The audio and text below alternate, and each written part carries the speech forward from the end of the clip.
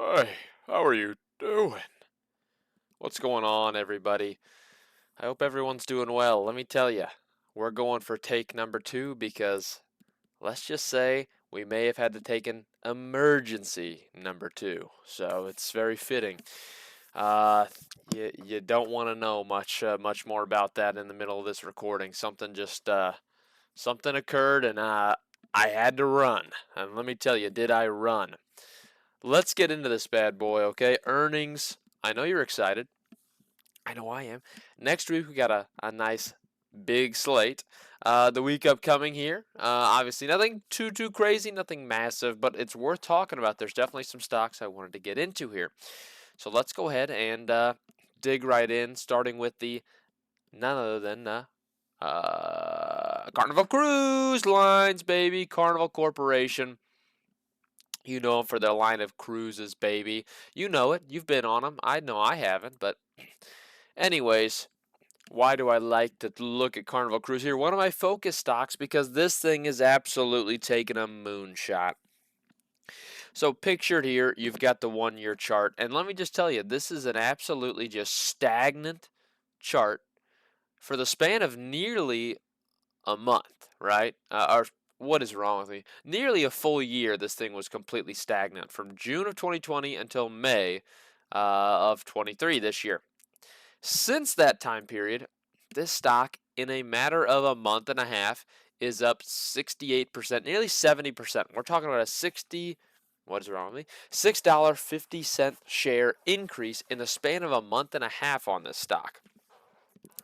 That's kind of wicked, right? This is one that hasn't reached those levels in a hot minute. We go out to the 5 year chart, and it's still, you know what? It was at these levels back in 2022, which is shocking because this is when the company was really hitting its worst strides. Now, again, we're talking pre 2020. This was a stock that was in the 40s, right? So it's been trading very cheap for a long while now, and recently just started taking off. And why is it? There's been a lot of great word about demand being very high for not only cruises but just experiences as a whole. People, regardless of economic conditions being pretty poor, people are still looking to buy the freak out of experiences. They want to go on these things, right? They want to do cruises. They want to take vacations. People are doing it at still record high levels. It's crazy, despite everything going on. And you want to know why? They weren't able to several years ago. I mean, in 2020 as a whole, we couldn't even do anything. 2021, there were so many regulations and restrictions we'd have to abide by, it just wasn't worth it. And now things are a lot more free. We don't have necessarily those issues anymore. And we're able to do things freely, and people love that. People are buying so many experiences. They're spending so much money, and they're continuing to do it. And that's why this stock has gone up. We've seen a lot of good, favorable numbers that say the demand is looking good. Now, we take a look at the earnings themselves. And one main thing I'm focused on this one, let's just be real. I think it's going to be the guidance that makes or breaks here. Um, let's just take a look. Negative 34 cents expected on an EPS line against $1.64 negative a year ago. Again, so much was going wrong with operating expenses. Ticket prices were dirt cheap. It just was not good for them last year. Too much going on. Now we're starting to regulate. We see those prices start to increase a little bit here. Fuel prices down a little bit there too for them. So there's a lot of things benefiting them. And you see a big boost here in the EPS line, right? Still not positive. I think this is a pretty accurate line. I think they likely would miss it. I think it's closer to 35, 36 cents negative on an EPS standpoint. Now, if they somehow smash that out of the water, pun intended, if this somehow were a positive line, this stock's going to $20 a share. Let's just be real with each other. It's going to $20. Now, the estimates themselves here, let's just if we take a peek for next quarter, 76 cents. So they're expected positive here, right? Positive EPS for the first time in a couple of years next quarter. That's what matters. That's where the guidance matters, is this EPS line, because this is going to be the first positive quarter in a long time. So that'll be massive, and obviously it's a trend they want to have continue. So this is what matters here. Okay, this is what matters to me. Again, last year they put a negative $4.67 line up on the EPS for the entire year. We don't want that. This year is going to be relatively neutral if they're able to post this next quarter line. So if they reaffirm the guidance, this stock is going to go up. I believe you're probably going to see it around 1650, in my opinion. If they're able to reaffirm this guidance, I can see good things. Nothing crazy, but just be on the lookout. Revenue, that's a massive line. 4.77 billion expected. That's a 98% increase year over year. Not a shocker, obviously. They weren't able to sell as many tickets and prices were a lot cheaper. Revenue just wasn't there. Now, for the full year, they're expected 72% increase in terms of revenue, back to 20.9895 billion, which is fantastic, right? Those are the growth rates they're looking for to really recover. And why do I say that? Well, we look at the financials here. That's one thing to look at. And from a revenue standpoint, pre-2020, they were making $20 billion in a year. They were making that, right? And now the fact that they could post that line here for the current year, if they have these next quarter being a massive growth and this quarter being a massive growth, is significant. And then they're projected to surpass that the following year. So that's what matters here, is the guidance, in my opinion. Keep an eye on Carnival, because I know I sure will. All right. Next, we're looking Tuesday with none other than Walgreens Boots Alliance. Look, they're just Walgreens. I don't know what the freak your boots have to do with anything. Keep those dang dungarees, dang old, what's a boot brand? Anyone know a boot brand? They're gone. Keep them cowboys out of here.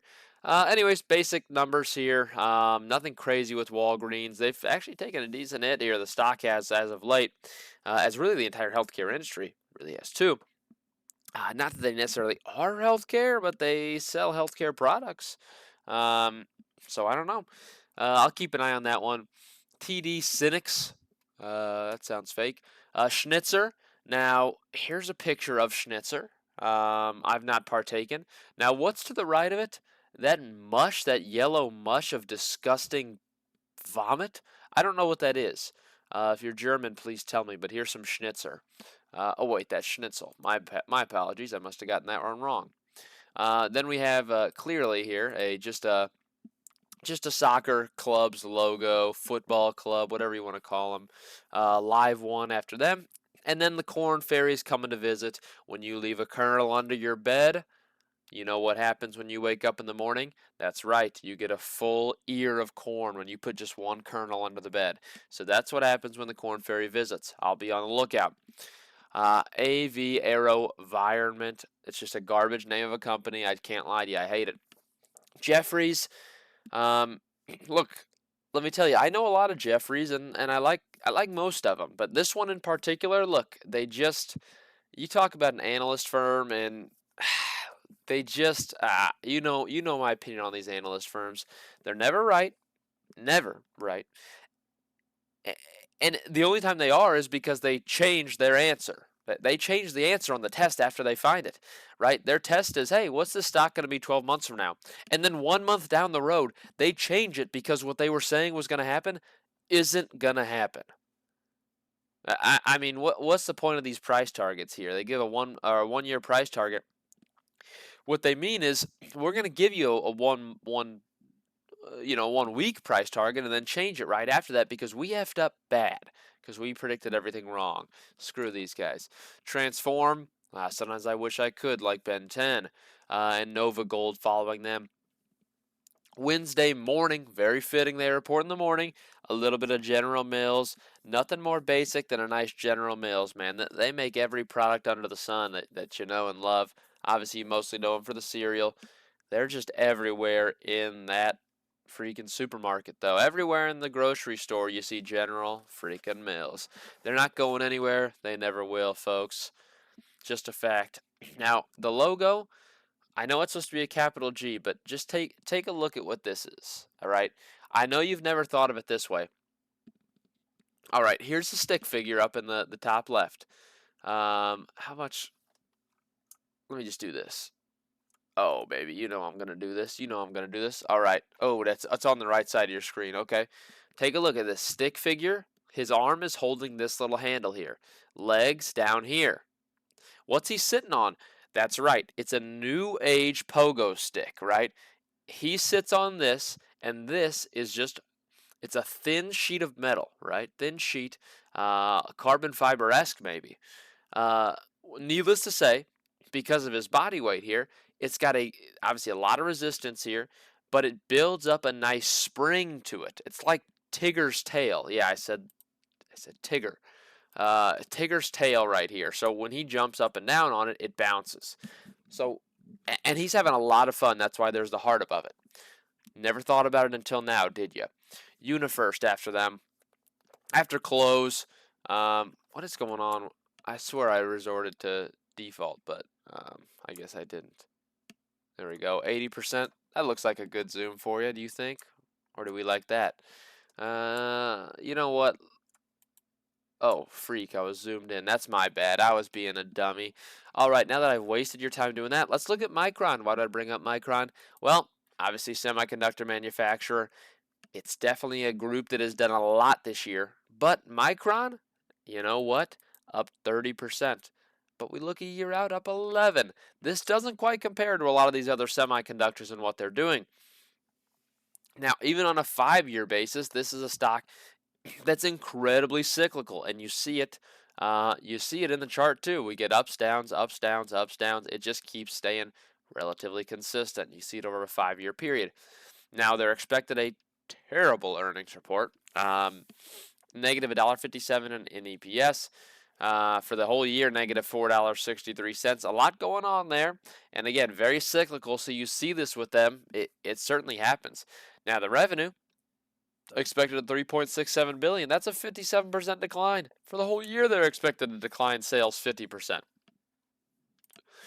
Now we look back at the financials, and you can see, right, this is one that has usually shown a pretty hefty number here, right? Pretty delicious number. Then this year so far, it's been a bit of a dud for them. They are used to seeing some ups and downs, no doubt, but this year's been a bit of a dud, right? We go back to these full year expectations, and you click on the wrong thing, and what do you end up finding? Well, kind of a dud. 15 billion expected, man. That's gonna be the worst year in a long time. So nothing good to expect from them as far as these earnings. So I'm not, and the stock's priced, priced a little high for those earnings, even in my opinion. Let's just be honest. I think this stock could go, retreat back to its $50 level that it loves to sit at. It loves sitting at $55. Let me tell you, that's its favorite. 55 to 60 is its dream, and it's living its dream. Let me tell you.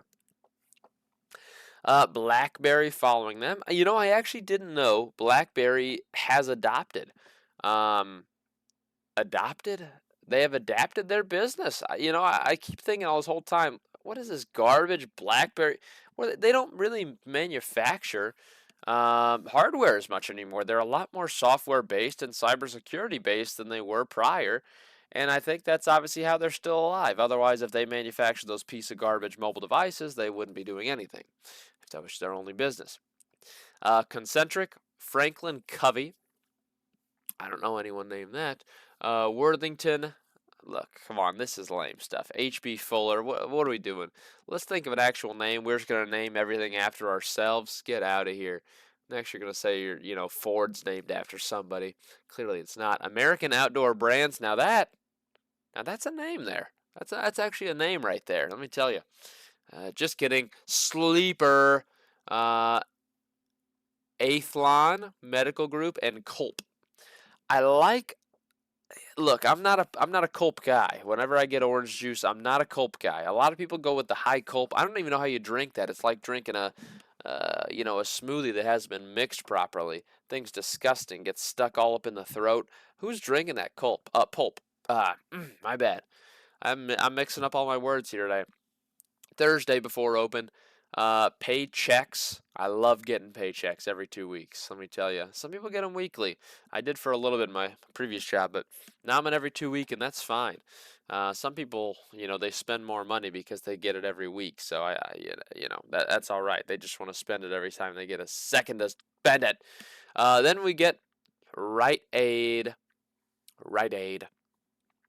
McCormick following them. You love their seasonings. They're everywhere. Even a non-McCormick brand seasoning is probably made from McCormick. Let's just be real with each other. If you actually look down there, even if it doesn't have the McCormick branding like as the headline, it's likely a subsidiary of McCormick and is still made by McCormick. They just operate under different brand names. That's how things work in the retail industry, in the food industry, I guess, is the best way to say it. So, supermarkets, you ever go to a freaking grocery store? Every product's made by the same 5 corporations. So, I hate to spoil and unleash the veil on you. That doesn't make any sense. I'm unsheathing the sad truth. Anyways, the Greenbrier company is just lame there. Acuity Brands, MSC, Simply Good, and Lindsay Corporation. Now, I haven't heard a more lazy name than that. After close, we've got Nike. I just wanted to highlight them real quick, just because this is one that actually has a pretty decent, um, what am I kidding about? I got that one mixed up. This one hasn't had a pretty decent year. This is the one that's had a terrible year. We've seen a lot of these other clothing brands actually post pretty good lines here as of late, whereas this bad boy has taken a dip here since May, pretty big. A lot of the other clothing brands have done great numbers so far this year. Let's just bring in hypothetically